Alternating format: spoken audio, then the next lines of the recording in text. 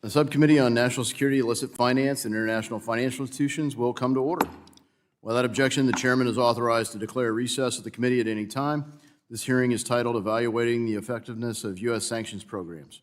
Without objection, all members will have 5 legislative days within which to submit extraneous material to the chairman for inclusion in the record. I now recognize myself for 4 minutes for an opening statement. I welcome our distinguished witness, the Honorable Jonathan Burke, Assistant Secretary for Terrorist Financing at the U.S. Department of Treasury. Today's hearing provides the subcommittee an opportunity to review U.S. sanctions programs and the process for making sanctions policy and designations. Ensuring that our sanctions are effective, targeted, and strategic is vital to achieving our national security objectives. This discussion is especially timely as we work to further isolate Iran and prevent it from funding its nuclear program, ballistic missile development, and regional proxies who have made them the world's #1 state sponsor of terror. As we have become more comfortable with sanctions over the past few decades, they've become a go-to tool to advance our national security objectives with designations on topics as varied as counterterrorism, anti-corruption, human rights, fraud, organized crime, and counter-narcotics. Sanctions are also a centerpiece of our response to bad actors like Russia and North Korea. In fact, as of 2024, the United States had sanctioned targets in around 1/3 of the world's countries. Too often, it seems that sanctions are used too easily without a coherent strategy or a clear theory of success or metrics to assess the effectiveness. Furthermore, the use of sanctions is not without cost. They predictably cause hedging behavior, whether it's China and Russia conducting trade outside the dollar system or Europe developing the digital euro, in part as a way to evade U.S. sanctions. It also provides, without a clear connection to U.S. foreign policy, we can't accurately signal when we might use sanctions, and it erodes our own credibility and weakens the deterrence effect as they become overused. Recently, the Robert M. Gates Global Policy Center released a noteworthy report summarizing several key shortcomings in our approach to sanctions policy, such as a lack of coherent and achievable goals, a failure to adequately communicate with the private sector, and the need for a single entity within government to communicate sanctions policy. Many of these concerns are well known and longstanding. Some have been acknowledged by Treasury, including the need for a more robust internal policy process to ensure sanctions remain strategic. Frustratingly, despite this widespread recognition, little has been done so far. So I hope this hearing will give us an opportunity to evaluate how we might fix these problems to ensure that the long-term viability of our sanctions toolkit and the strength of the dollar as the global reserve currency. Finally, Assistant Secretary Burke, given your role at TFI, I would also like to touch on FinCEN. SAR and CTR thresholds have not been updated since the 1970s, yet Treasury's latest Bank Secrecy Act rule fails to change them. The concern is we get a lot of noise and not enough signal. Furthermore, a year ago, the administration took the welcome step on the Corporate Transparency Act to narrow the scope to foreign companies. Despite assurances, Treasury still has not deleted the beneficial ownership information millions of Americans have already turned over. I hope we can get some clarity on the timeline for when we can expect action on all of those fronts, and I yield back. I now recognize the ranking member of the subcommittee, Ms. Beatty, for 4 minutes for her opening statement. Thank you, Mr. Chairman, and thank you to our witness, Assistant Secretary Burke, for appearing here today. The title of the hearing has been stated as Evaluating the Effectiveness of United States Sanctions Program. I am frankly shocked that the majority on this committee has chosen to hold a hearing on sanctions effectiveness while we have a president with no clear sanction policy and while we are 54 days into a war with Iran. Sanctions are intended to apply targeted economic pressure on a country's leadership to change harmful behaviors without the use of military force. When used correctly, they are not just a show of strength, but a tool to bring adversaries to the negotiating table. Instead of utilizing this strategy, President Trump and his administration have abused sanctions in ways that fuel conflict, as evident by the current war in Iran, which undoubtedly shifts the burdens onto the American people through increased costs. Under this administration, sanctions have become erratic and ineffective. One day, he's touting a maximum pressure campaign designed to cripple economies, and the next, he's easing pressure on adversaries like Iran and Russia, inconsistently enforcing sanctions and alienating our allies. That's not strategies, that's whiplash. Just like his chaotic tariffs that have wreaked havoc on the United States businesses and consumers, Trump's reckless use of sanctions is driving up costs for Americans at the gas pump, at the grocery stores, making the affordability crisis even worse for hardworking families. And I say this because we get the calls every day about the price, whether it's gasoline or food. Democrats and Republicans have long agreed that the United States sanctions regime must be clear, consistent, and properly enforced. But now my colleagues across the aisle are standing by as President dismantles that system.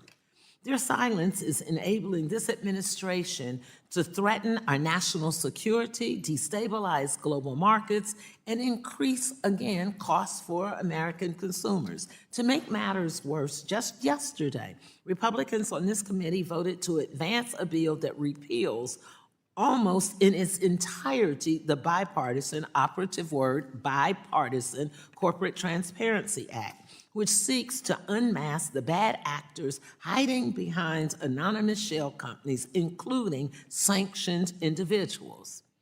Instead of giving law enforcement better, sharper tools to crack down on money laundering, my colleagues across the aisle are making it easier to evade sanctions through opaque legal entities. We did that yesterday, and that was in a full committee, I remind you. Then they turn around and hold a hearing on the effectiveness of the United States sanctions programs. The bottom line is sanctions are a serious national security tool, but when they are imposed and enforced inconsistently with no clear plan, they do what? They fall short, weaken our credibility, and undermine the United States leadership on the global stage. Let me say thank you again, Mr. Secretary, for appearing today, and I look forward to hearing your testimony and learning more about the administration's sanctions policy. I yield back.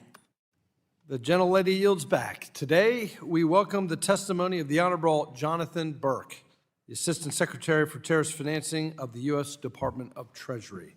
Assistant Secretary Burke, we thank you for taking the time to be here. We thank you for your service. You will be recognized for 5 minutes to give an oral presentation of your written testimony without objection.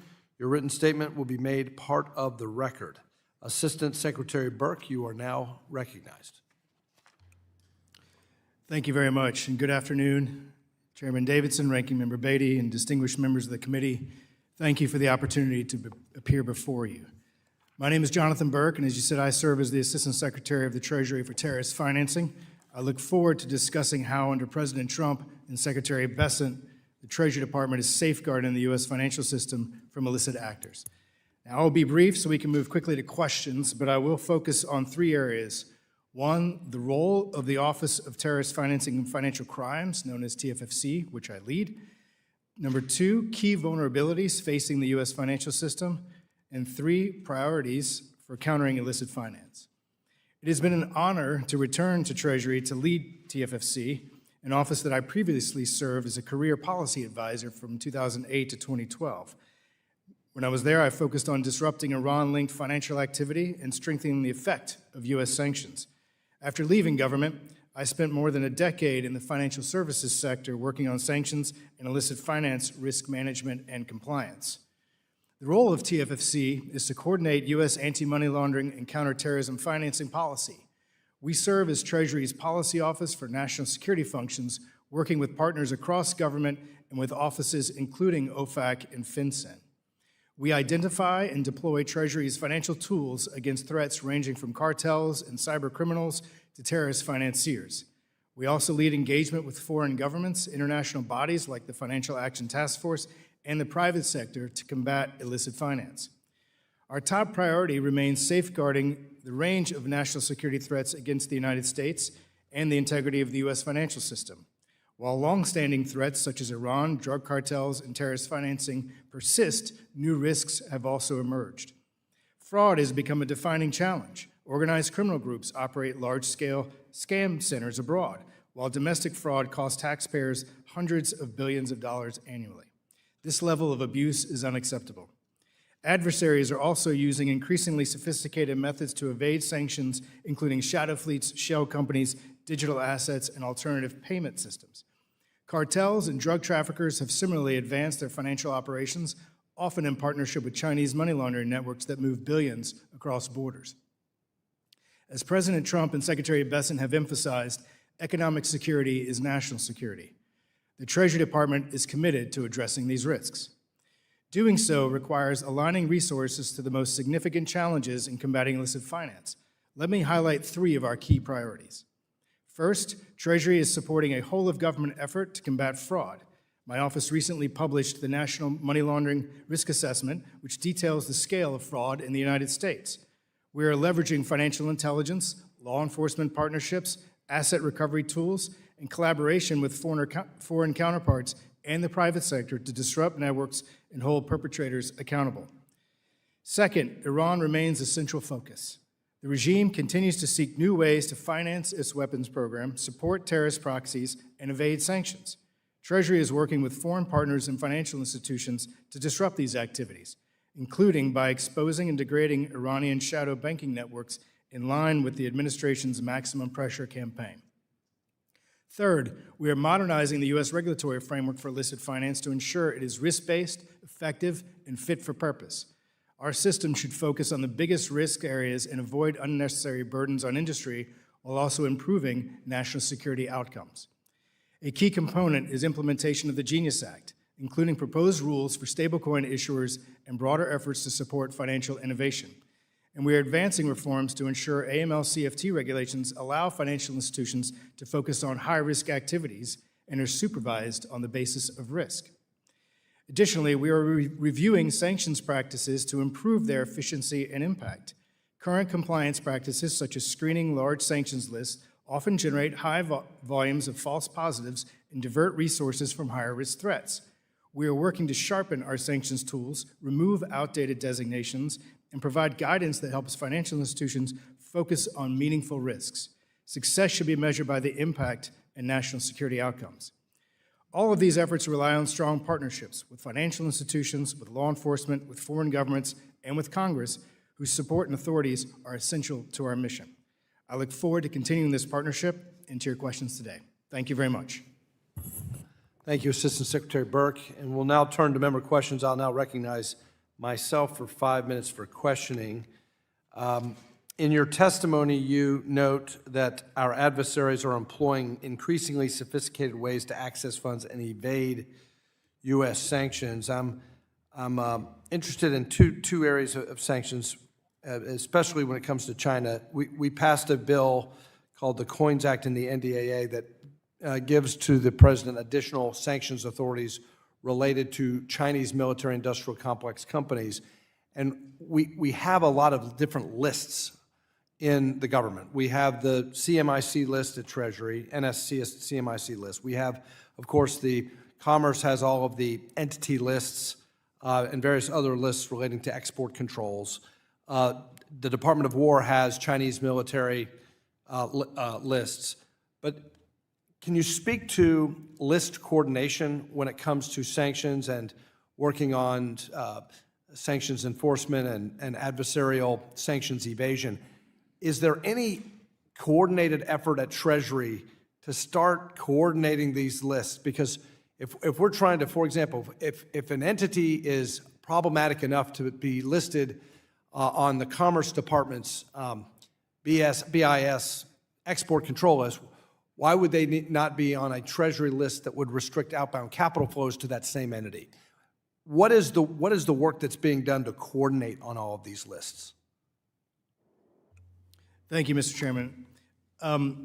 You referenced several lists, and I can tell you, even from my experience in the private sector, list management is a very complex exercise in terms of its implementation.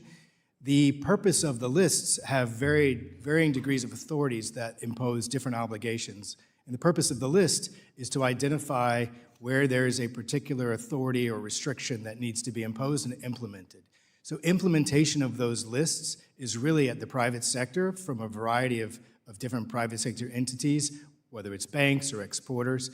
And so one of the things that we're doing, because at Treasury, it's the sanctions list that we manage, and as I mentioned in my opening remarks, we're looking at how can we make the list most effective.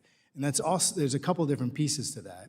But one is making sure that it's clean and that it's aligned to the priorities and it can be usable and implemented in institutions that are relying on that list. Well, and if I could just reclaim my time, I know you're not Office of Investment Security, but at Treasury generally, do know that Congress in that legislation imposed additional responsibilities on Treasury to explain why certain entities would be on one list but not on another. So we're actually trying to push Treasury to take a lead on list coordination there. In 2021, Treasury identified the need to adopt a structured policy framework that links sanctions to a clear policy objective. Can you tell us the status of this recommendation? So I recall that was in the previous administration where they did the sanctions review and put out views on how sanctions should be aligned to national security. There's a lot in there that I think we agree with. I haven't seen from the previous administration implementation of that. And so we're looking at how can we actually do that in a way that's meaningful and effective. And that's what I mentioned in looking at not only the lists we have, but how the sanctions are applied, what they're intended to achieve, and how they can complement the array of tools and authorities available to the U.S. government to achieve those objectives. And could you discuss changes that Treasury has made since that report in 2021 that would strengthen your ability to determine whether sanctions are in fact the right tool to achieve a given policy outcome? I think what you've seen is the judicious use of sanctions since this administration started. We do continue to roll out sanctions against targets that are aligned with the national security objectives, and we also look at ways to make that meaningful. So in the Russia context, you saw sanctions against Rosneft and Lukoil. That was welcomed by some of our global partners, but that was seen as a very meaningful measure that would support the U.S. policy objective. FinCEN collects millions of reports under the Bank Secrecy Act, yet it failed to stop or deter major fraud schemes like the rampant benefits fraud in Minnesota. You testified about the focus of the administration on fraud. I applaud you for that. Can we have confidence, though, that FinCEN is making meaningful use of its reports when, FinCEN did not uncover that fraud that we saw in Minnesota? Thank you for the question. As I mentioned, the fraud priority is a whole of government effort, and FinCEN has done a number of things and continues to do things to support that effort. As you know, the Vice President is leading the task force to eradicate fraud. FinCEN's role in that is included providing advisories to institutions to be able to enhance the reporting, as well as investigating money services businesses and other activities, and that will continue. Well, thank you very much for your testimony. The chair now recognizes the ranking member of our subcommittee, Ms. Beatty of Ohio, for 5 minutes. Thank you, Mr. Chairman, and thank you, Mr. Secretary, for being here. I think you actually answered part of my first question, but let me just skip down to the bottom of it. Do you think that the Trump administration believes that the sanctions, I think that Mr. Barr also referenced, can be effective policy tools? And if so, under what circumstances? And why didn't maximum pressure sanctions work? Thank you for that question. I do think that sanctions are a very valid tool to support policy objectives. They do a couple of different things, and every situation can be different, and sanctions can be used for different reasons and to complement other tools that are available to the U.S. government. One of those is disruption. So when we see a potential sanctions target and we're trying to protect the U.S. financial system from exposure to that sanctions target, sanctions can be useful to isolate those sanctions targets and make sure they don't have access to the U.S. or not easy access to the U.S. or freeze assets. The other thing is to change behavior. So we can use sanctions in a variety of ways to try to change behavior. Even the prospect of sanctions before using them can be effective at changing behavior of various actors. So I do think sanctions continue to be an effective tool, and we want to make sure they are used in an effective way, aligned to the strategy with clear objectives that we can see the impact of and make sure that they're still valued. Okay, let me ask you another question. There is evidence from the United States intelligence community that Russia and Iran are working together to resist President Trump's goals in the Middle East, whatever those goals may be. Russia is sharing targeted data with Iran as the regime seeks to attack U.S. soldiers, bases, equipments in the Middle East. What is your department doing to disrupt that cooperation, either directly or with federal partners or with our allies? So we have a few approaches to addressing we look at all risks to the financial system and all forms of illicit finance. And so we certainly continue to support the president's policy on seeing a peaceful resolution to the Russia-Ukraine conflict and supporting the president's policy of maximum pressure on Iran.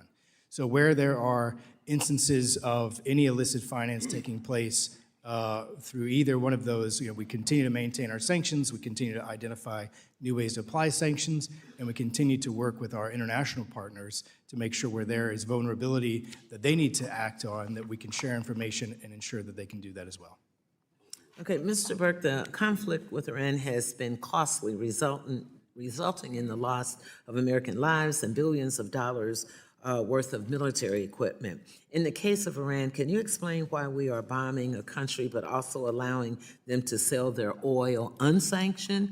Reports are that thanks to the OFAC's actions, Iran was able to sell its oil above Brent oil classification for multi-billionaire dollar profit. In the case of Russia, why are we lifting sanctions and facilitating billions of oil revenue for a country that is helping Iran attack our military? Thank you for the question.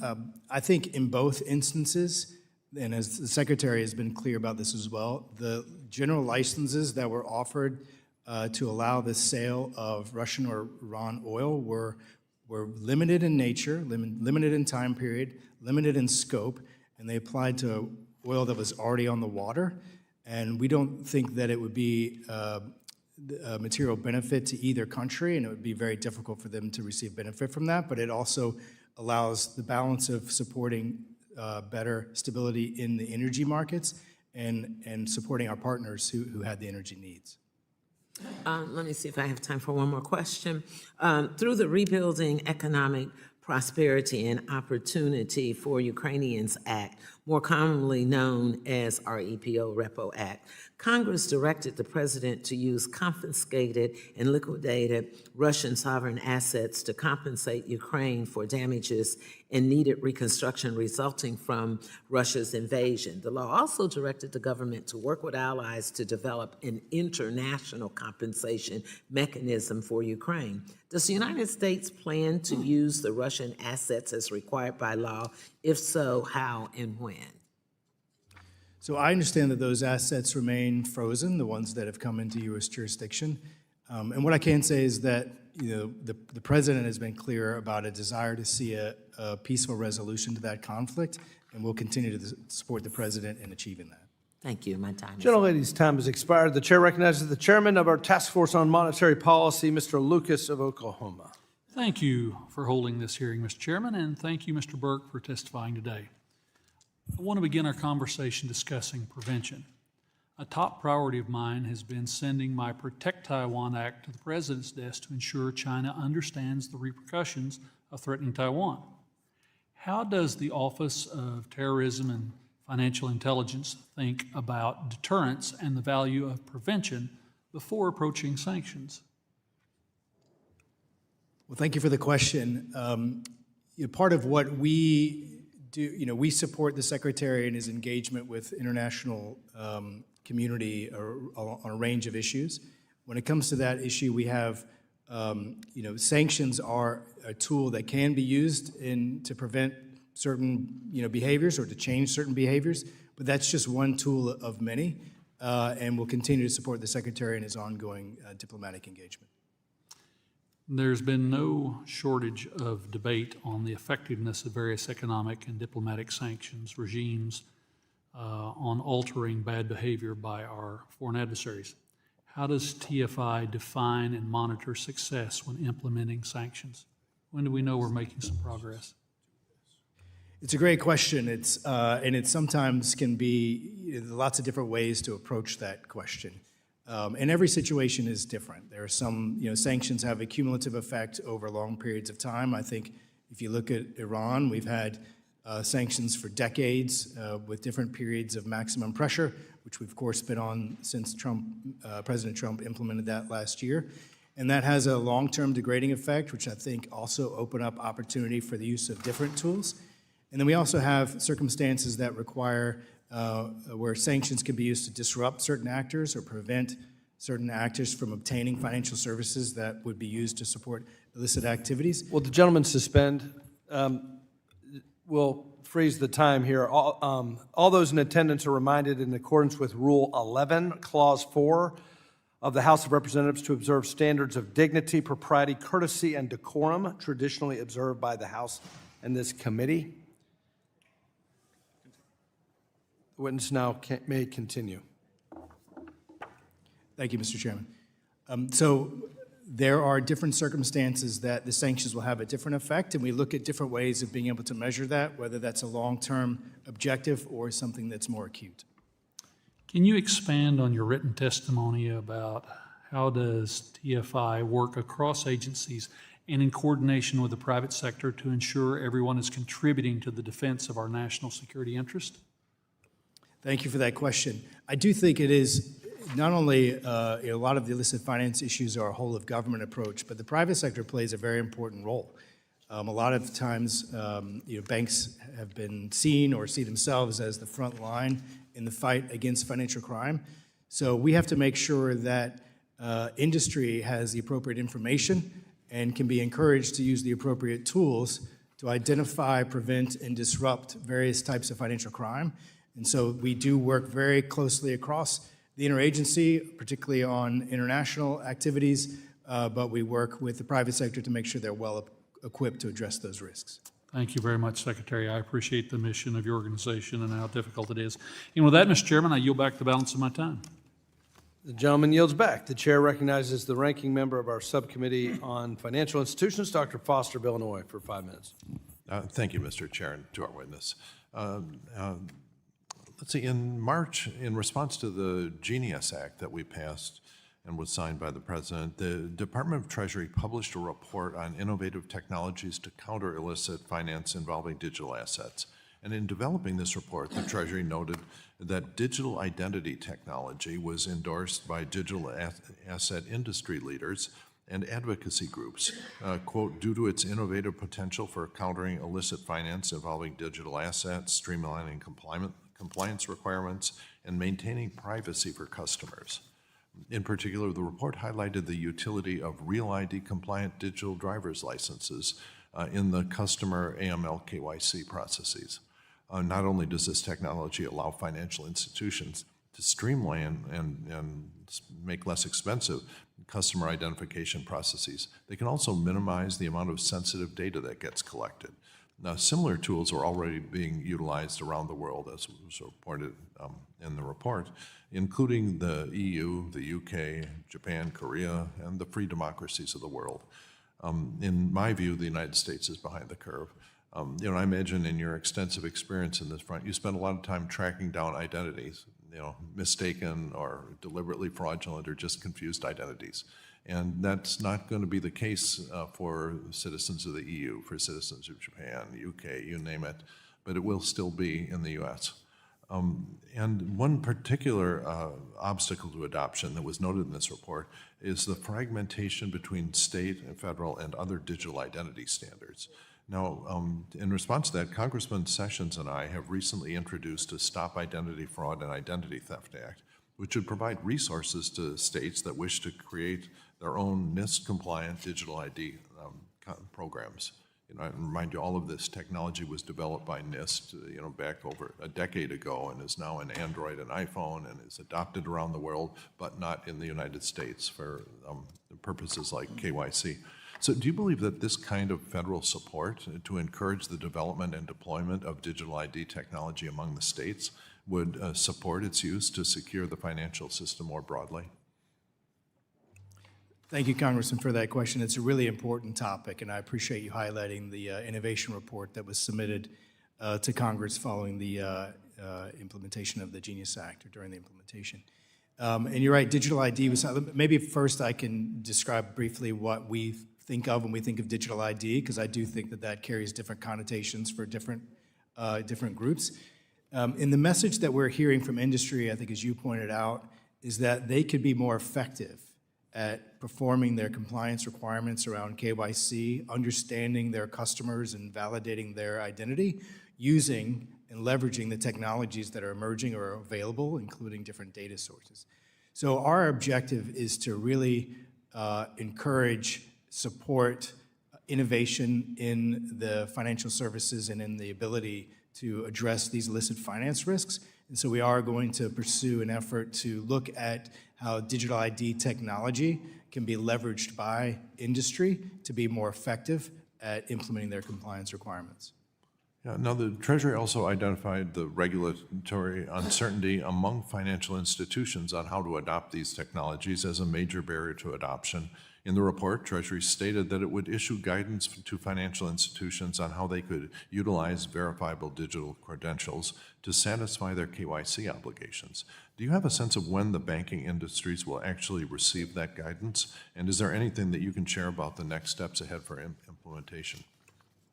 Thank you. I don't have a timeline on the guidance. That was, as I mentioned, we're going to be undertaking a project to engage with the industry to really find the right parameters that will help to shape what we can provide to them. As you rightly pointed out, a lot of the feedback we get is they need to invest. So they're going to need to invest in technologies, and they need to be confident that those investments in the technologies they employ will pass muster with their regulators. And so we are engaging with the federal banking agencies and engaging with industry, and we'll try to make sure that we can issue guidance that will support those needs and make sure they can be effective at their implementation. Yeah, because many of these businesses operate around the world, and they see the difference in their efficiency operating in the EU. And it's going to become more important as the era of agentic finance comes into play, where the first question you have to answer is, who is the legally traceable human behind this agent that has just contacted my agent? And the standards for that are, NIST is actually leading the way, helping to get those to evolve. And it's going to be crucial that the starting point is secure digital ID for citizens. Thank you. Yield back. Gentlemen, time's expired. The chair recognizes the chairman of the House Small Business Committee, Mr. Williams of Texas. Thank you, Mr. Chairman, and thank you, Mr. Secretary, for being here. Mexican drug cartels have become more sophisticated in how they move their money, often working with Chinese money launderers through cross-border networks and non-bank channels. These bad actors are exploiting gaps in our financial system and adapting faster traditional enforcement tools. We must cut the head of the snake if we're going to protect our communities and these terrorists from these drug cartels. So, Mr. Burke, can you walk us through how Treasury is adapting its tools to target those financial networks, and what more should we be doing to eliminate their access to the U.S. financial system? Thank you for that question. There are a number of facets to the approach the Treasury has taken to address the continuing risk of drug cartels and narco trafficking and the financing that goes with that. Maybe I'll split it up into some of the domestic activities and then also some of our international activities. So domestically, as you've seen, primarily through FinCEN, there's the deployment of geographic targeting orders that highlight certain risks and require enhanced reporting from certain institutions within that geography. And that gives more information to FinCEN that can be used to support law enforcement activities. And so that helps to concentrate where there can be law enforcement applied to where's the most risk. Internationally, and my office leads engagement primarily with foreign governments on illicit finance issues. And we've had very robust engagement, particularly with the Mexican government, which is ongoing, to make sure that we're working together to identify these risks and take action against those, not only from the U.S. side, but from the Mexican side as well, and strengthen their framework domestically to address these risks also. In Texas, where I'm from, energy production is a major driver of jobs and economic growth, and our producers are competing in a global market shaped in part by the U.S. sanctions policy. Those policy decisions don't happen in a vacuum.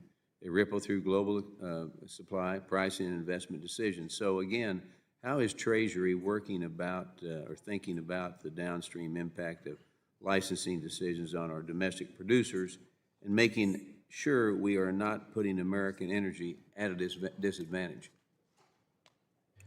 Thank you for that question. As I mentioned before, when we look at some of the geopolitical challenges in the world that we're facing, and the Secretary is managing very closely the balance of the use of sanctions, the economic pressure, and the stability of energy markets, and also looking at the need to make sure that where there's opportunity that U.S. businesses have the ability to participate. I think Venezuela is a good example of the policy to now work with the Venezuelan government after the incredible actions that the president took to remove the leader and set the stage for reopening of economic engagement with Venezuela, given their natural resources, and providing the authorities through OFAC, general licenses, and working with U.S. businesses as well to participate in that. Finally, I hear from community and regional banks back home in Texas who tell me that their compliance costs have gone up significantly over the past several years, and they have. And while truly bad actors abroad keep finding ways around the system so quickly, can you walk us through TFFC's distinguishes between a regional bank that may make a minor screening error and a foreign bank that knowingly facilitates illicit payments? And how should we think about tailoring the reinforcement approach in those different situations? Thank you. That's a great question. It really goes to the heart of one of the things we're trying to achieve at Treasury now, which is support for a risk-based approach. And you may be aware that the Treasury just issued a notice of proposed rulemaking for an updated anti-money laundering program rule, which was called for under AMLA, I believe. And central to that is the risk-based approach, and using a risk-based approach to make sure that more resources are spent against higher risk activities and less resources spent against lower risk activities within all financial institutions. And that really is fundamental to that for any institution is the ability to understand those risks and then be able to align their controls appropriately. So you're exactly right, a community bank is going to have a very different risk profile than a major global institution that might be operating throughout the world. And it's important that they also have the ability to tailor their controls to meet the risks they face, and that they get the confidence that they're doing it appropriately. So that's something very important to what we're doing right now. Thank you very much, and I yield my time back. Gentleman yields. The chairman recognizes the ranking member of the full committee, Ms. Waters, for 5 minutes. Thank you very much. Assistant Secretary Burke, Trump's Treasury has waived sanctions for Russia and for Iran, allowing Russia to make an estimated $2 to $10 billion in first month of Treasury's free-for-all oil license. A similar license allowed Iran to make an estimated $5 billion over the past month. This is a windfall for Putin and the new Ayatollah and their war machines. These sales represent a blip to the global oil market's daily usage, but amounted to a huge windfall for these adversarial nations. Gas prices for Americans have not fallen, and now we hear that the Energy Secretary thinks they won't fall until 2027. So please explain to us why enriching corrupt leaders like Putin and fueling wars that harm the U.S. and our allies is good for U.S. interests. Thank you for the question.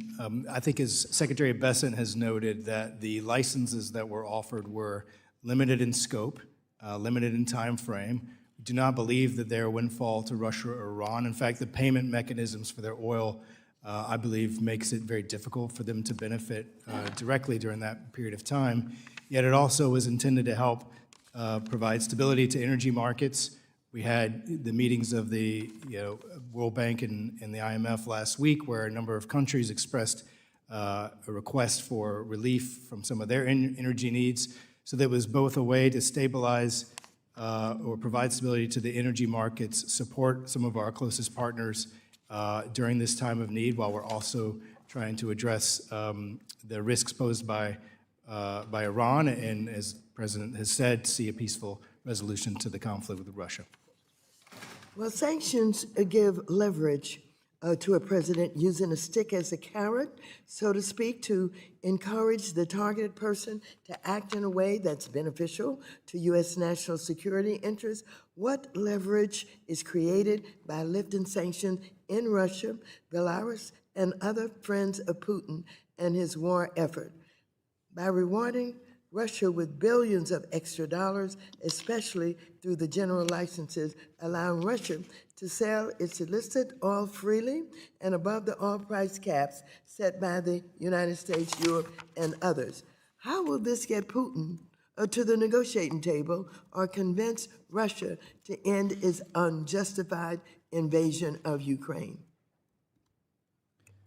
Thank you. As I mentioned, the licenses were for a very short period of time, intended to support the market and some of our key partners. We don't believe that provides a windfall to Russia during that time. And we also continue to maintain sanctions on Russia. One of the things I mentioned earlier, that the President and the Secretary want to make sure that the sanctions are meaningful and used strategically. At the end of last year, the Treasury announced sanctions against Rosneft and Lukoil, which was pretty monumental at the time and had an incredible impact on Russia. And you've seen efforts now by Lukoil to sell their assets. So I think the sanctions remain a viable tool, and will continue to support the President and the Secretary in that policy. Well, let me just divert from this a little bit. What does the President think about oil and gas prices now? Does he think he has helped or hurt? So I haven't spoken with the President about gas prices. My role is to look at illicit finance risks and try to make sure we apply the tools appropriately to address those risks. Your role is to want to do what's in the best interest of the American people. And if it means asking questions, if it means challenging, you're in the meetings, you know what's going on, you have an opinion. Do you believe, or did the President tell you, that he knows what he's doing and is helping the United States with this problem that we have with affordability, and that he does not believe that he's hurting in any way? The gas price is going up is somebody else's problem. Somebody else caused this. What do you know? So again, my focus is on the implementation of our tools to combat illicit finance and to support foreign policy through those tools, such as sanctions. So I'm happy to take your point back. We have a building full of economists who are advising the Secretary every day on economic measures and economic indicators. I'm focused on the Gentlewoman's time has expired. I now recognize myself for 5 minutes for questions. Mr. Burke, your role is the Assistant Secretary for Tariff Financing. Thank you for being here, and thank you for what you do. Sanctions are among the most powerful tools Congress gives the executive branch. They're also one of the least understood. To help me understand, or those watching, how sanctions are designed, can you identify a current sanctions program, walk me through the objective, what benchmarks might be used to gauge success, and then conditions under which you might see an opportunity to lift those sanctions, sir? Well, thank you for the question, and I appreciate your reflection that they can be misunderstood and are hard to follow. I'll try to keep it simple in the interest of time, but sanctions, and having done this for many, many years, I see kind of multi-layers of this. One is sanctions can be used to disrupt financial activity from certain actors, whether that's terrorist organizations, Iran and their front companies. And so by using sanctions, you can block assets and disrupt their ability to move those funds to support their illicit activities. Another way that sanctions have been used is to raise awareness about the various risks. So where the United States, sanctions, when sanctions are applied, they're applied to U.S. persons or where U.S. persons come into contact with assets that they have to handle accordingly. Sometimes transactions might exist outside the U.S. jurisdiction or outside of U.S. reach. So the U.S. tools are to raise awareness of those risks, and then we have engagement with our partners around the world to also raise awareness of those risks and encourage them to take action. Then there's other layers of sanctions, such as secondary sanctions, which the Secretary had mentioned last week are on the table with Iran. There's a number of authorities that provide for the application of secondary sanctions where a party outside, particularly a bank that might be outside of U.S. jurisdiction, is doing activity that doesn't touch the United States but would violate sanctions and allows us to then impose secondary sanctions by removing their access to the United States. So there's multiple layers of the way sanctions work, and it provides us with the tools to be able to target behavior or activity that's posing a risk, even indirectly, to the U.S. financial system and try to protect the U.S. system from that activity. Yes, sir, and I want to underscore, the point that you're making, the complexity of the way sanctions can be structured and, quite frankly, targeted to a specific state actor, entity, et cetera, and one set of sanctions may not look exactly like the other. And so to that point, the efficacy of our sanctions relies on partnerships with the private sector, foreign governments, and other actors. And I'm happy to see the United States use sanctions aggressively to advance American interests, to quite frankly make the world a better place. But it's important that we ensure that we're leaning on our partners, to your point, to help with those sanctions and those regimes for our own strategic reasons. At the end of the day, we are our mere presence, we are that provider of global security, which impacts pricing in commodity markets, travel around the globe, et cetera. And so we'll put a pause there. In the brief time I have left, shift to banks. You talked about the risk assessment. When you identify a designation that no longer, for a bank serves a strategic purpose, what does that delisting process look like for an institution? And how do you signal that we're not getting soft, but we've changed our assessment for this particular bank or entity, sir? Well, thank you. That's a really important topic and one we're focusing heavily on. I know it's important to the Secretary as well. So maybe the first thing to say is that the U.S. system, when you put a sanction on, I think it's very important to understand, there is a rigorous process and legal process to be able to impose that type of measure. That also allows for challenge, which happens on occasion to the courts. It allows for petition for delistings if there has been a change in circumstance that can be proven to allow that to be removed. And it also, it is a regular process for OFAC to look at where there's names on a list that just aren't appropriate anymore. Yeah. So I think that's a really important part to making sure that we continue to see value and have value in the use of sanctions, so it's not just a never-ending list of growing names. But to give you a sense of some figures, in 2017, OFAC put 880 new names on the list. In 2024, it was 4,000. And we're working to make sure we sharpen the tool of the use of sanctions to make sure they're appropriate and valuable. I appreciate that response. My time has expired. I would like to recognize the gentleman from Illinois, Mr. Kasten, for 5 minutes. Thank you, Mr. Ogles.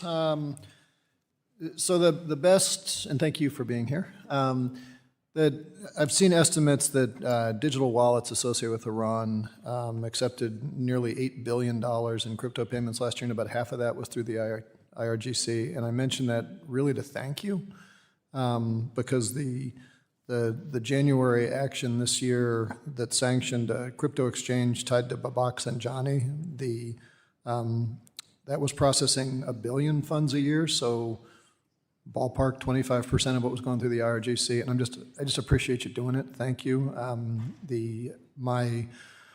think that's frankly, I think it's the first time that Treasury has imposed sanctions against some of these terrorist-backed crypto exchanges, and I guess I'd say keep it up.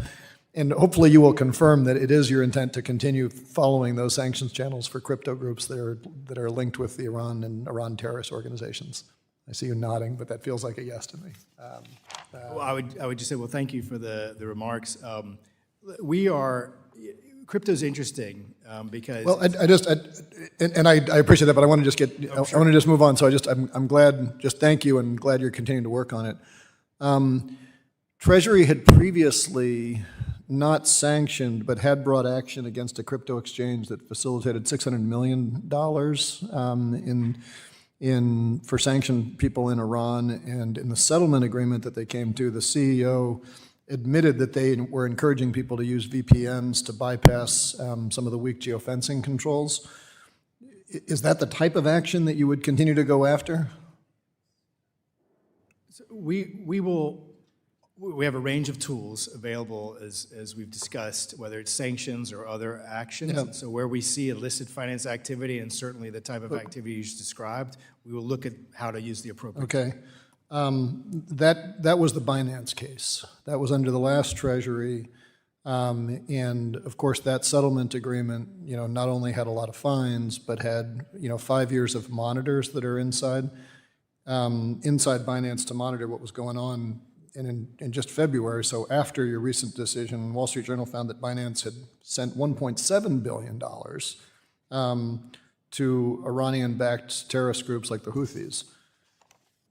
Can you tell me, are those compliance monitors that were imposed under the Biden Treasury still in place? So I can't speak about regulatory enforcement matters or the monitors. I'll have to. Well, but there was an agreement to put those compliance monitors in place, and I ask because after. Well, let me back up. As you know, Binance was used as a conduit. The Emiratis bought a bunch of World Liberty Financial coins. That went to Binance. CZ was then pardoned shortly thereafter. There's a lot of stink on that rose. After CZ was pardoned, we sent a letter to Treasury saying, can you confirm that these monitors are still there? And I have not gotten a response to that letter.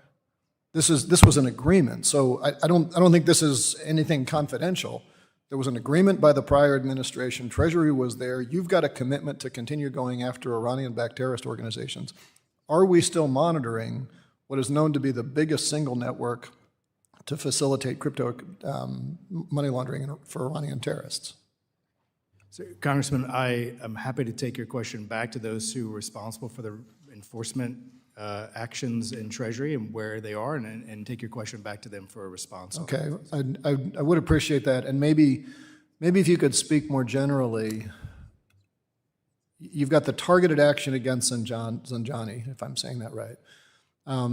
We seem to have some confusion as to whether or not this administration is still targeting Binance as a network. Are there rulemakings that you've issued? Are there specific things that you are going after as a matter of rule to go after these crypto terrorist financing networks, or is it being done on an ad hoc basis against specific bad actors? So I think there are a number of things there. In terms of the rulemakings, as you're aware, we've issued proposed rules to implement the Genius Act, which I think sets up a framework for AML CFT compliance for payment stablecoin issuers. There's a number of other rules that are in place. Sanctions obviously apply to all U.S. persons. Well, let's continue the conversation offline, because I'm particularly concerned that the administration seems to say that there's legitimate cases for mixers. If I'm a money launderer, I love mixers. They allow me to cover my trail. And I'd like to see this administration take more aggressive actions towards actually saying terrorism is bad, terrorist financing is bad, using crypto networks that are designed to evade monitoring are also bad. And you shouldn't have to wait for us to do it under Genius. The Biden administration had done it before. Gentleman's time is expired. Thank you. I recognize the gentleman from Iowa, Mr. Nunn, for 5 minutes. Well, thank you very much, Mr. Chair, and thank you, Secretary Burke, for your incredible work on threat financing and terrorist financing. You've been working on this all the way since I was back on the National Security Council. We worked together in going after some of these really bad actors that are out there. Look, here's the reality right now. Threat actors have stolen nearly $200 billion from the American public. And to put this into perspective for us, that's the entire budget of the U.S. Army today, plus another $50 billion. This is a real threat, Mr. Chair, that we have to get after. It's one of the reasons I've been proud to work with this committee and lead the TRAPS Act and the GUARD Act, two very important bills to go after threat actors who are scamming money from Americans and using it directly to support terrorist financing. Mr. Secretary, would you agree with me that these type of scams should be considered a national security threat? Yes, Congressman, we consider them a threat to national security. I agree with you on this, and that's why I think it's even more critical that we continue to work in a bipartisan way to move these two very important bills forward. Now, I'd like to talk about some of the events that have happened just as recently as yesterday with the Iranian Ghost Fleet. You can see here that Operation Epic Fury has Iran on its heels. In fact, this is one of the vessels that was seized by the U.S. Navy. Iran currently is moving 1.5 million barrels of oil daily using these Ghost Fleet, and these ships have scrubbed their manifest, changed their flags, and mysteriously appear as Malaysian or Omni or Sri Lankan. But the reality is this: these are directly financed by Iran, by the IRGC. Mr. Secretary, in this situation that happened with the MV Tuska, a sanctioned vessel, ran the blockade after cycling through Chinese ports and Malaysian transfer points. Just yesterday, we caught a massive Iranian ship carrying Iranian oil. How do we move from designating these vessels to actually disrupting their network? So thank you for that question. You're right, there is a network around shipping and vessels, and we've done a number of things to try to not just target the vessels with sanctions, as we have, as you know, but also make sure that they cannot access flags, cannot change flags as quickly. You know, we work with flag states on that issue. They've been largely cut out of insurance from the global insurance market, and some of that's also raising awareness with financial institutions about some of the networks that might be seeking banking services in support of those vessels. So we really have an approach to try to disrupt that activity from all corners. Critically, why Iran dominates the headlines this week, Russia is watching. Moscow now mimics this exact same playbook. If we allow Iran to evade with impunity, Putin learns that American sanctions are merely a suggestion, not something they should be held accountable to. Mr. Chair, this is why I led the Peace Act. It is the only legislation to pass out of committee, overwhelmingly bipartisan, to hold Russia accountable in its sanctions, and it includes Chairman Hill's Repo Act. I think our financial institutions screening millions of transactions a day are put in a position where we can give them a clearer and safer harbor rather than lean back, meaning that we go after the banking institutions, the insurers. Is this something that you feel you've got the tools to do in your current capacity? Congressman, yeah, I believe we are leveraging all the tools at our disposal to try to disrupt these types of networks, and we'll continue to do that. That's very good to hear. I want to talk on this issue of when sanctions have outlived their intended purpose. They're a tool, sanctions, not a trophy. And when they stop advancing U.S. interests, they candidly become dead weight. You know, I consider the country of Azerbaijan. Every president since 2002 has waived sanctions annually, including President Trump. In fact, we've only brought it up once in that time, and that was the last year of Biden for some unknown reason. Yet Azerbaijan still carries the scarlet letter of a sanctioned country because only Congress can repeal that statute. Mr. Secretary, how should Treasury and Congress evaluate when sanctions regime have outlived their usefulness and help them transition? It's a great point, and something we're very focused on. I know it's very important to the Secretary as well, that we look at the utility of our sanctions programs, ensuring that they are aligned with our foreign policy objectives of today, and also managing the perhaps unintended consequences to legitimate commerce. You know, coming from a bank that was managing all of these sanctions programs on a global level, as I mentioned, you know, lists grow out of control. Other countries now are adding to that with additional lists, and the numbers of sanctions have gone up. And we don't want to measure the impact of sanctions by how many names we put on a list. Right. So we're looking at trying to make sure, and we don't want to disrupt legitimate commerce. Right. So we want to make sure that sanctions are a valuable tool, that they are as streamlined and as effective as possible, that they are implementable, and that they target those that we're trying to target effectively without disrupting legitimate commerce and U.S. businesses. Targeted, effective, and pack a punch when they need it. Thank you, Mr. Secretary, for what you do. I yield back my time. The gentleman yields back. I now recognize the gentleman from California, Mr. Liccardo, for 5 minutes. Thank you, Mr. Chair. Secretary Burke, thank you for your testimony about the impact of sanctions. Can you tell us, back in October of 2025, why did we originally impose sanctions on Russian oil? I'm sorry, the question was, why did we oppose sanctions? Yes, Well, I think there were sanctions on elements of that. that's correct. There were existing sanctions, and then we imposed additional sanctions, I think, on Rosneft and Lukoil as well. Why did we impose? Yes. Oh, I thought you said oppose. No, we imposed those sanctions because we saw those as an impactful tool that would support, the president wants to see a peaceful resolution to that conflict, and at the time, those sanctions were seen as an impactful measure to help support that policy. And specifically to curb funding for the war in Ukraine, is that right? Well, I think it just supports the president's policy to see a peaceful resolution, whatever that impact would be. And so Russia is clearly an adversary. It's fair to say? I think they have historically been unaligned with the United States in a number of ways. And in fact, there are multiple sources, including U.S. officials, have indicated that Russia has been providing intelligence to Iran regarding U.S. positions in the Middle East during this war with Iran. I've heard of that report today in this hearing. And in fact, that has been publicly reported for several weeks. Isn't that right? I don't recall specifically. When Treasury issued a pause on sanctions on the sale of Iranian oil on March 12th, now, when that pause was imposed on the sale of Russian oil, we issued what's called a general license. Is that right?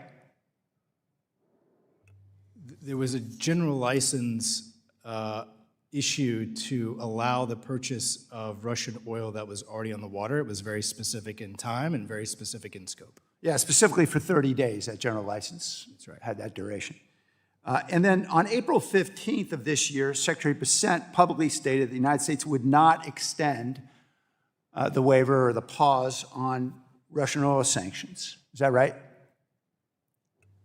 I don't recall specifically his statement, but Well, let me read to you the quotation that appeared in the media. Secretary Bessent said, quote, "We will not be renewing the general license on Russian oil, and we will not be renewing the general license on Iranian oil." Is that fair to say? if that's what he said when you quoted it. Why do you think Secretary Bessent stated that the U.S. would resume imposing sanctions on the sale of Russian oil on that date? I'm sorry, the question is why? Why would your boss, Secretary Bessent, on April 15th say, we're going to resume sanctions on Russian oil? By not renewing the license? That's correct. Because maybe, I don't know, at the time, he might not have seen the need to re-extend that license, and we continue to maintain sanctions on Russia very broadly for a number of things to continue to support the president's policy. And in fact, there were public reports at that time already, for example, in the Financial Times, that Russia was receiving an enormous windfall as a result of the waiver on sanctions, somewhere on the order of $150 million per day, according to the Financial Times, which would be roughly $3.5 to $5 billion in the month of March alone. Is that fair? I haven't seen specific numbers on that, and I think it's, my understanding that Russia receives revenue at the point of extraction. This license was narrowly scoped to purchases of Russian oil that were already on the water. But clearly, whether it's on the water or not, the money still flows back to the source, doesn't it? I don't know. Well, it's important for us to know, doesn't it? Because after all, Russia is a supporter of our adversaries, providing them intelligence to kill U.S. members of our services. In response to questions of my colleagues from Ranking Members Waters and Beatty, you said that lifting sanctions on Russian oil supported key partners. Is that right? There were a number of conversations with other countries that requested that relief. According to the Center for Research and Energy in their April 13th report, just a few days ago, relying on customs reports, actually, China was the largest overall buyer of Russian crude, taking 51% of Russia's crude exports in March of 2026. Chinese imports of Russian Eastern Siberia Pacific Ocean grade crude saw a 14% rise in that month when we lifted sanctions. Didn't we just benefit China and Russia? Congressman, I don't think that's a fair characterization from what I understand. Well, the data certainly suggests it's fair. So should we ignore the data and just take your suggestions on hope? The The gentleman's time. I'll is yield. expired. Thank you. I recognize the gentleman from Indiana, Mr. Stutzman, for 5 minutes. Thank you, Mr. Chairman, and thank you, Mr. Secretary, for being here. President Trump has made American energy dominance a key focus of his administration. With that, I'd like to discuss some of OFAC's recent actions regarding our sanctions on Venezuela. Since President Trump's decisive action to bring Nicolas Maduro to justice, OFAC has issued 16 general licenses, allowing some American participants to return to the Venezuelan oil market. A lot has been said about companies bringing Venezuela oil to the U.S. market, but I'm curious about the opportunity for American companies to play an important role in selling this oil to partner nations. Under the current sanctions framework, are U.S. companies able to purchase Venezuelan oil and resell it into the global markets? Thank you, Congressman, for that question. As you know, the general licenses have been issued to support reintegration with Venezuela across the natural resources industries, including energy. And so U.S. companies can certainly participate in that. Does Treasury and OFAC have a position on whether a U.S. company could act as an intermediary, purchasing Venezuelan oil and reselling it to third country buyers? I don't have specific information about intermediaries specifically. I'm happy to take that question back, but there is a active effort to try to make sure that our work with Venezuela is in the interest of U.S. opportunity and U.S. priorities. Okay. And then are there steps the Treasury is taking to ensure that American companies have the information needed to ensure they are compliant with those licenses? Well, we're always open to engagement with companies to make sure that they have what they need through the licenses and that they understand how the licenses can be applied. So we're constantly in communication about it. Okay. And from my understanding is that the oil in Venezuela, it's a heavier crude and that we don't have the refining capacity or capabilities here. And I know that's some of the concern is, how do we utilize it if we don't have that infrastructure to be able to refine that? I'd like to switch over to Syria. There's obviously a lot going on there. And regarding the SST designation, we repealed the Caesar Act sanctions this past year, and Syria formally joined the U.S.-led coalition to defeat ISIS. But in spite of all that, Syria is still listed as a state sponsor of terrorism by the State Department. Last week, I met with the Syrian finance minister who said that removing Syria's SST designation is the last milestone to unlock U.S. investment in the country. My question to you is, first of all, should the SST designation be removed? And then if so, what sorts of sanctions are still in place under this designation, and how would that impact the ability for U.S. companies to participate in Syria? So I'll defer to the State Department on the technicalities of that designation and what it would take to modify that. From the Treasury Department's perspective, we still maintain sanctions on individuals under terrorism authorities, and those were intended to make sure that we don't let active terrorists back into the financial system. And more broadly, we are working with Syria to support reforms and structural enhancements to their AML-CFT framework. A lot of businesses, for businesses to want to go back into Syria and engage, they need to make sure that they feel comfortable with the risk environment and that the right structural elements are there to protect against illicit finance risk. So we're very much supporting Syria in that effort. How do you feel Syria is doing when it comes to that? I mean, do you feel a sense that they are genuinely pursuing those benchmarks and those standards that would ultimately bring them to the table and be able to participate, not only with American companies, but the EU and others? I certainly think they have the will and interest to do those things, and they've taken a number of steps to bring in the right expertise to develop the system to make sure they have an assessment of the risks and that they develop the structures. So I think that those are not easy things to do, but we're definitely supportive of their efforts. Yeah, I know it's tricky, especially with the new administration there and still getting to understand what their objectives and goals are. But I know the people of Syria are hopeful and wanting a new day. But I know that infrastructure, especially when it comes to finance, is a big piece for them. So Thank you again. I'll yield back. Thank you. The gentleman yields back. I would like to recognize the ranking member of our Subcommittee on National Security, Mrs. Beatty from Ohio. She has a point of personal privilege for 1 minute. Thank you so much, Mr. Chairman. It gives me great privilege today before this audience and all those watching to recognize and acknowledge three brilliant scholars. I have with me in the audience today Sophie Lee from the University of Kentucky. Stand up, please. And I have Yasmin Johnson, a recent graduate from the University of Texas at Arlington. And keeping the work in the office is Ava Schreier from Dartmouth. Please join me in congratulating them on a job well done. Thank you, Mr. Chairman. I yield back. The gentlewoman yields. Assistant Secretary Burke, I would like to thank you for your service to our country and for your testimony here today. Without objection, all members will have 5 legislative days to submit additional written questions for the witness to the chair. The questions will be forwarded to the witness for his response. Assistant Secretary Burke, please respond no later than May 27th, 2026. This hearing is adjourned.